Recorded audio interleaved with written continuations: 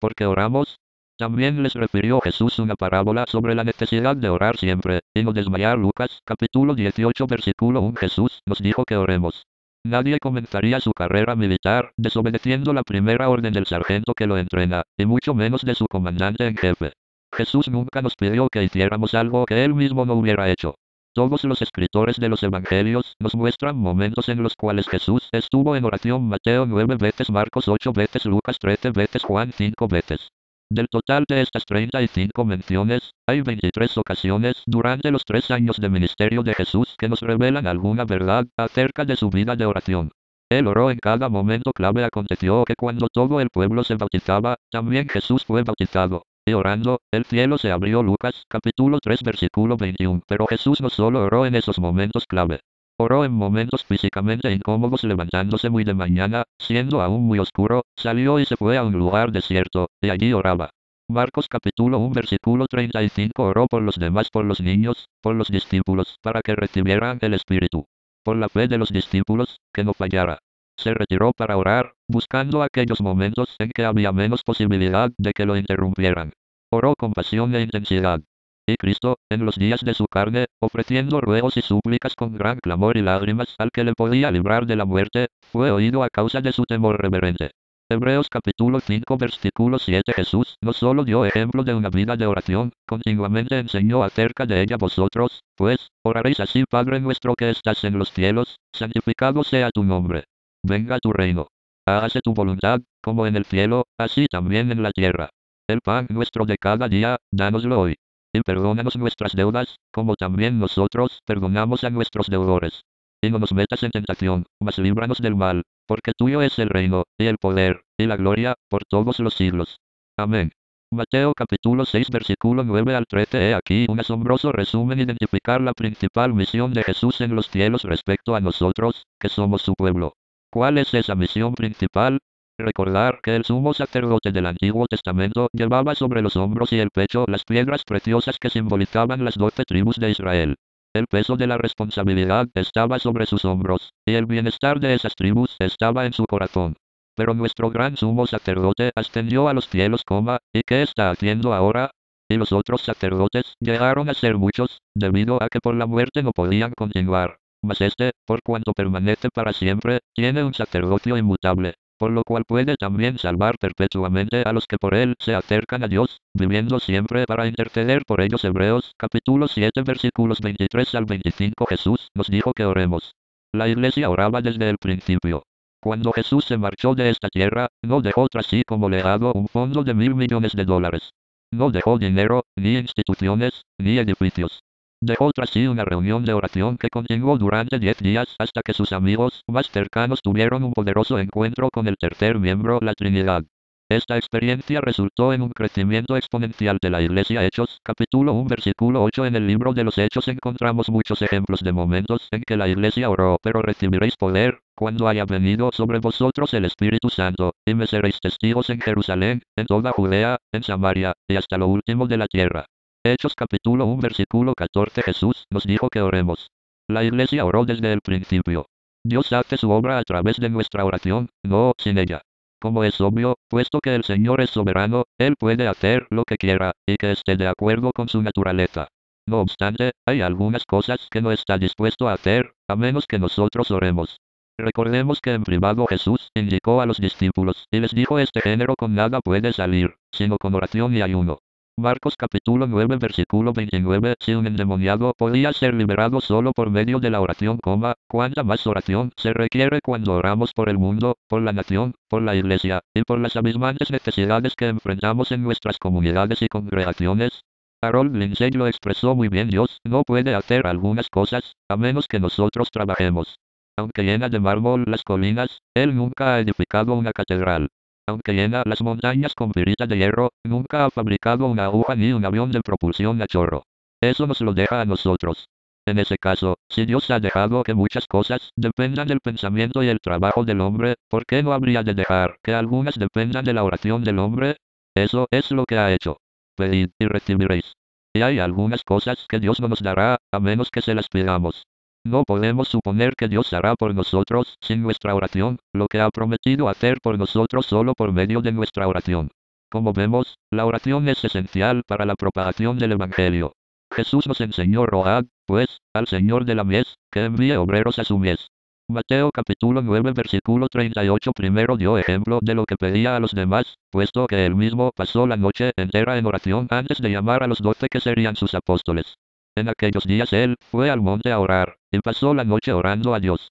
Y cuando era de día, llamó a sus discípulos, y escogió a 12 de ellos, a los cuales también llamó apóstoles: a Simón, a quien también llamó Pedro, a Andrés su hermano, Jacobo y Juan, Felipe y Bartolomé, Mateo, Tomás, Jacobo hijo de Alfeo, Simón llamado Celote, Judas hermano de Jacobo, y Judas Iscariote, que llegó a ser el traidor.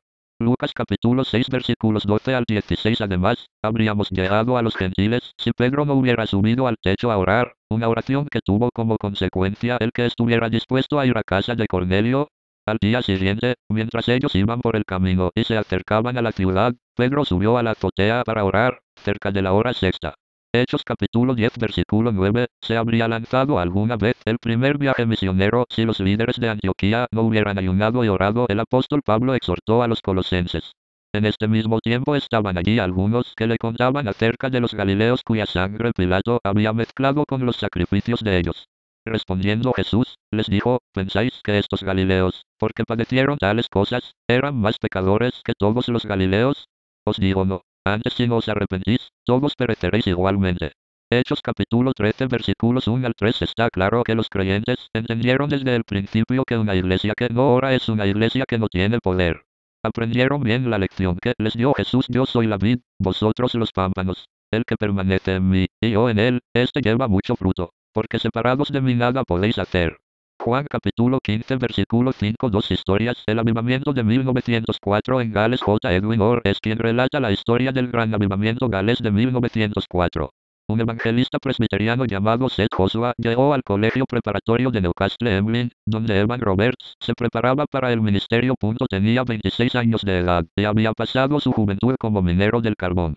Los estudiantes se sintieron conmovidos por el ministerio de Joshua. Evan Roberts oyó que en su oración decía: Dios mío, dobléanos. Entonces Roberts oró con profunda agonía, y dijo: Dios mío, dobléame. Ya no pudo concentrarse más en sus estudios, así que se entrevistó con el rector del establecimiento, el rector Phillips, y le dijo: oigo una voz que me dice que debo ir a mi casa para hablar a nuestros jóvenes. ¿Es la voz del diablo, o la voz del espíritu? Phillips le respondió: el diablo nunca da esa clase de órdenes. Te puedes tomar una semana libre. Roberts llegó a su ciudad, y le dijo a su pastor: vine a predicar. El pastor no estaba muy convencido, pero que dejó que Roberts hablara. Después de la reunión de oración del lunes por la noche, nuestro joven hermano Evan Roberts siente que tiene un mensaje para ustedes, si tienen la bondad de esperar. Se quedaron 17 personas. Roberts les dijo: tengo para ustedes un mensaje de Dios. Es necesario que confiesen a Dios todos sus pecados conocidos, y que corrijan cuanto mal hayan hecho a otra persona. En segundo lugar, deben apartar de su vida todos los hábitos dudosos. En tercer lugar, deben obedecer con prontitud al Espíritu. Por último, deben confesar públicamente su fe en Cristo. A las 10:00 p.m., todos habían respondido. El pastor se sintió tan complacido, que invitó a Roberts a que hablara en el servicio de la misión el martes por la noche, y después en el servicio de mediados de semana, el miércoles por la noche. Predicó toda la semana, y le pidieron que predicara otra semana, y así comenzó el avivamiento. El camino principal estaba lleno de gente que iba a la iglesia. El periódico informó: fue una reunión extraña. Terminó a las 4:25 am, y aún a esa hora, la gente no parecía dispuesta a ir a casa. Seguían de pie, fuera de la iglesia, hablando de lo que había sucedido. Yo sentí que aquella no era una reunión común y corriente. Palabras de un periodista. El domingo siguiente por la noche, todas las iglesias de Gales estaban llenas. Después de 4 meses, hubo más de 100.000 conversiones. 5 años más tarde, un crítico del avivamiento hizo notar que en las iglesias había solo 80.000 de esas 100.000. Los jueces comenzaron a usar guantes blancos, porque no tenían casos que juzgar. La policía tenía 2 trabajos principales: evitar los delitos, y controlar a las multitudes. Ahora, solo se necesitaba lo segundo. En un distrito, los 17 policías se organizaron en 3 cuartetos. Si una iglesia necesitaba un cuarteto que cantara, solo tenía que llamar al cuartel de policía. El trabajo en las minas se hizo más lento. En Gales hubo tantos mineros del carbón que aceptaron a Cristo, que los caballos que arrastraban los carros a través de las minas no entendían las órdenes que se les daba. Así que hubo necesidad de volverlos a entrenar para que reconocieran el lenguaje de Canaán. El avivamiento de Gales fue el precursor del avivamiento de la calle Azusa en Los Ángeles, California. Si se humillare mi pueblo, sobre el cual mi nombre es invocado, y oraren.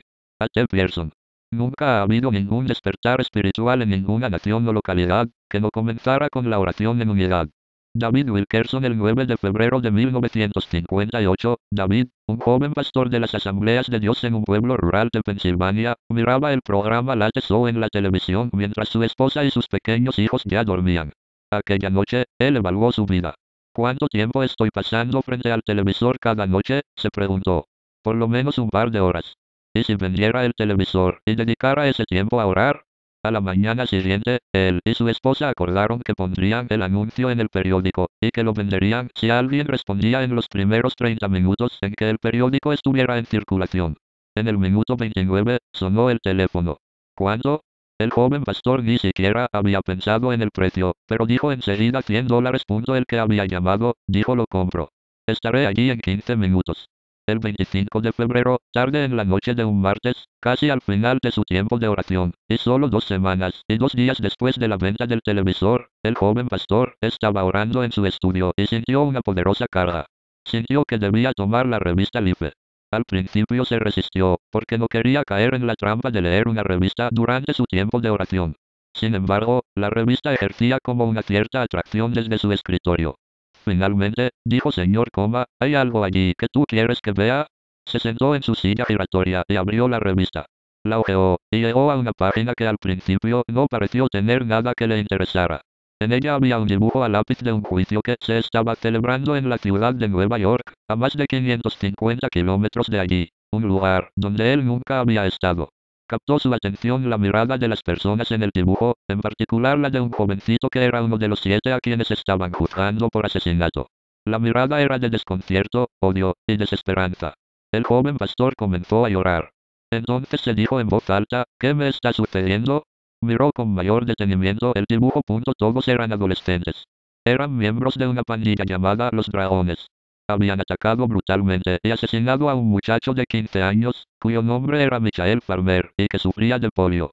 Los 7 muchachos habían apuñalado a Michael 7 veces en la espalda, y después le golpearon la cabeza con cinturones militares. Finalmente, se alejaron del lugar, limpiándose la sangre del cabello y diciendo lo liquidamos bien liquidado. Aquella historia fue repugnante para el joven pastor. Le revolvió el estómago. Y en ese momento, un pensamiento cruzó su mente: ve a la ciudad de Nueva York y ayuda a esos muchachos. El viernes por la mañana, el joven pastor estaba en la sala del tribunal y lo que sucedió después es parte de toda una historia. Si David Wilkerson no se hubiera dedicado a la oración, Teen Challenge Desafío Juvenil nunca habría existido. En la oficina de David Wilkerson, hay una obra bordada que hizo su hija Bonnie. En ella se lee: mi padre no es famoso por ser quien es, sino porque se atrevió a escuchar a Dios cuando quiso conversar con él. Conclusión: Juan Crisóstomo o Juan de Antioquía, cristiano, patriarca de Constantinopla, es considerado uno de los 4 grandes padres de la Iglesia del Oriente. También es considerado uno de los más grandes teólogos, y uno de los 3 pilares de la Iglesia, juntamente con Basilio y Gregorio. Lo expresó de la manera más elocuente y sucinta: Dios nada le niega a una iglesia que ora. ¿Por qué oramos? Jesús nos dijo que oremos. La Iglesia oró desde el principio. Dios hace su obra a través de nuestra oración, no sin ella.